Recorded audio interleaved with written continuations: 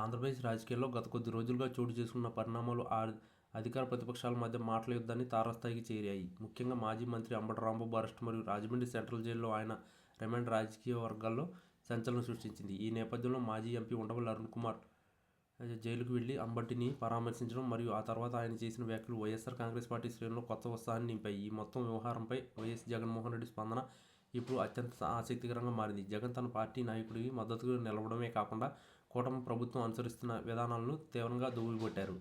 YS Jagan ఈ case కేవలం ఒక వ్యక్తిగత అరెస్టుగా కాకుండా ప్రతిపక్ష గొంతు నొక్కే ప్రయత్నంగా అభివర్ణిస్తున్నారు. అంబటి రాంబాబు వంటి సీనియర్ నేతపై పెట్రోల్ బాంబు దాడులు జరగడం మరియు ఆయన ఇంటిని ధ్వంసం చేయడం వంటి ఘటనలు ప్రజాస్వామ్యంలో ఆమోదయోగ్యం కావని జగన్ తన అంతర్గత సమావేశాల్లో ఆగ్రహం వ్యక్తం చేసినట్టు సమాచారం. ఉండవల్లి అరుణ్ కుమార్ వంటి తటస్థ మరియు సీనియర్ రాజకీయ విశ్లేషకుడు అంబటిని కలిసి ఇది ఖచ్చితంగా కక్ష సాధింపు చర్య అని తేల్చి చెప్పడం జగన్ వాదనలకు మరింత బలాన్ని చేకూర్చింది. ఉండవల్లి వంటి వారు బయటకు వచ్చి మద్దతు తెలపడం అంటే ప్రభుత్వం చేస్తున్న తప్పులు సామాన్య ప్రజలకు కూడా అర్థమవుతున్నాయని జగన్ భావిస్తున్నారు.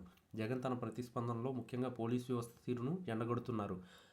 అన్యాయంగా కేసులు పెట్టి వేధించడం వల్ల భవిష్యత్తులో ఇవే పరిణామాలు ప్రస్తుత పాలకులు కూడా ఎదుర్కోవాల్సి ఉంటుందని ఆయన పరోక్షంగా హెచ్చరిస్తున్నారు. అంబటి రాంబాబు కేసులు ప్రభుత్వం కావాలని నిబంధనలను అతిక్రమించిందని, అర్ధరాత్రి అరెస్టులు మరియు జైలు తరలింపు ప్రక్రియలో పారదర్శకత లేదని జగన్ విమర్శించారు. ఉండవల్లి అరుణ్ కుమార్ చేసిన వ్యాఖ్యలను ప్రస్తావిస్తూ ఒక సీనియర్ నాయకుడికి జరిగిన అవమానం మొత్తం పార్టీకి జరిగినట్టుగా జగన్ భావిస్తున్నారు. అందుకే ఈ పోరాటాన్ని కేవలం చట్టపరంగానే కాకుండా రాజకీయంగా కూడా ప్రజల్లోకి తీసుకెళ్లాలని ఆయన కేడర్ను దిశానిర్దేశం చేస్తున్నారు.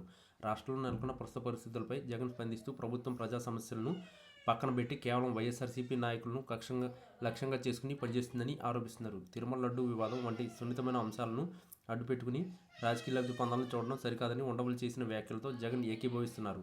ప్రభుత్వం ఎన్ని ఇబ్బందులకు గురి చేసినా తాము నాయకులు వెనక్కి తగ్గబోమని అంబటి రాంబాబు ధైర్యం చూసి గర్విస్తున్నానని జగన్ తన సన్నిహితులతో అన్నట్టు తెలుస్తుంది. మొత్తానికి అంబటి రాంబాబు అరెస్ట్ మరియు ఉండవల్లి పరామర్శ జగన్ రాజకీయ వ్యూహాలకు కొత్త పదును పెట్టాయని చెప్పవచ్చు. రాబోయే రోజుల్లో ఈ అంశంపై జగన్ మరింత ఉధృతంగా పోరాడే అవకాశం ఉంది.